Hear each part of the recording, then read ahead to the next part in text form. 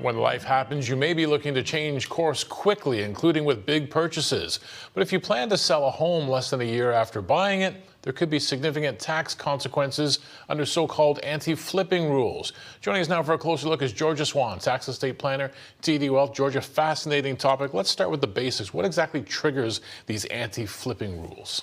Well, basically, flipping property is when you buy it, hold it for a very short period of time. Sometimes people will do improvements to it, and then you sell it. So the anti-flipping rules actually apply to any property that you've owned for less than 365 consecutive days. And that's the thing.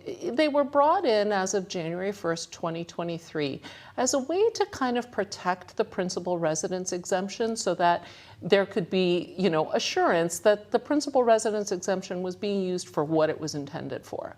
Okay, so let's talk about exceptions to the anti-flipping rules, because some people might say, as we said in the beginning, life can change. Suddenly you're finding out, this isn't my forever home. I have to leave. I have to relocate it. Are there any exceptions? There are. So like I said, it starts with if you sell a property that you've owned for less than 365 days. However, some of the exceptions are, for example, the birth of a child, or perhaps that you bring another member into the family, the birth or adoption, of course, of a child, or you bring another member, such as an elderly parent, into the home. So now you need a bigger home. It could be, of course, that the opposite, somebody passes away. Marital separation, where the parties have separated for more than 90 days. Threat to personal safety, so it might be a domestic abuse situation. Disability, illness, change of employment, but there are specific rules around that based on the distance of your new home to your place of employment. Avoidance of insolvency, or you become insolvent, an involuntary disposition. So for example, there's an expropriation or there's an act of God that destroys your home, of course.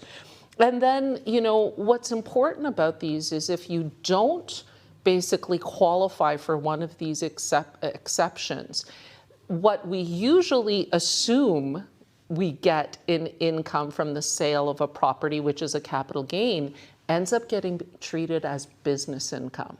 Okay, we understand perhaps some of the exceptions to the rule. Let's put some real-world numbers to this in terms of a situation someone could find themselves in if they did sell at home in less than 365 days. Okay, so in that particular case, let's just say that you bought a home for $900,000 and you're now selling it for $1 million. So you have $100,000 of profit. Now let's pretend that this house is in British Columbia, which traditionally had a pretty robust real estate market.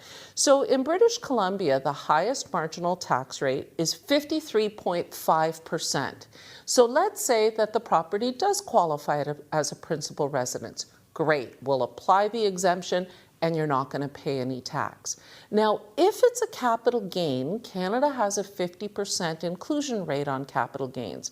So in that case, it would mean that $50,000 of our $100,000 of profit is our taxable capital gain. Applying that marginal tax rate, we would pay $26,750 in tax. Now, what happens if we end up running afoul of the anti-flipping rules? In that case, our full $100,000 would be recognized as business income.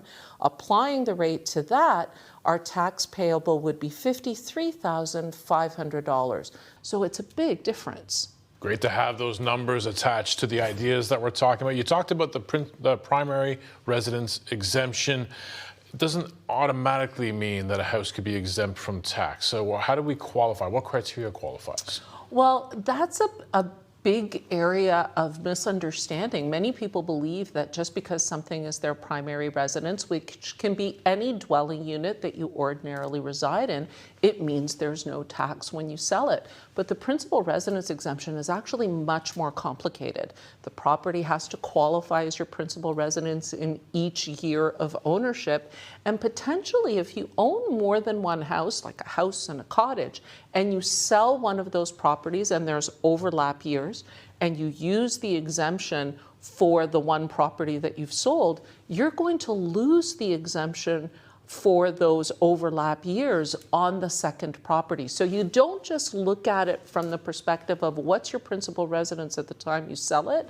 You have to look at it over the totality of all the years of ownership. It's a lot more complicated, probably a whole other segment. The first time I was introduced years ago to the principal residence exemption and the idea that I just wanted hard numbers, days, this, that. No. As you said, there is nuance. What if someone genuinely lived in the home? What practical steps can they take to prove that, yeah, this was my principal residence? So in terms of the principal residence, I mean, the practical tips are that you actually ordinarily reside in the home. And, you know, there's all sorts of little facts that you can show that. The issue often arises, though, in circumstances where you're trying to prove that you didn't actually trigger the anti-flipping rules. So, I mean, when we talk about births and deaths, you know, having the evidence of obviously the birth certificate, we had a child, this was the date, or the proof of death that somebody passed away. Certainly in the circumstances of divorce and perhaps threats to personal safety, there might be some records. Obviously in a divorce, you'll have started negotiating separation agreements or you'll have a divorce order. Threats to personal safety might be, you know, that you've made reports to the police. So there are things that you can gather in order to prove that you actually fall into one of these exceptions. And with respect to the principal residence exemption, again, it's also a question of fact.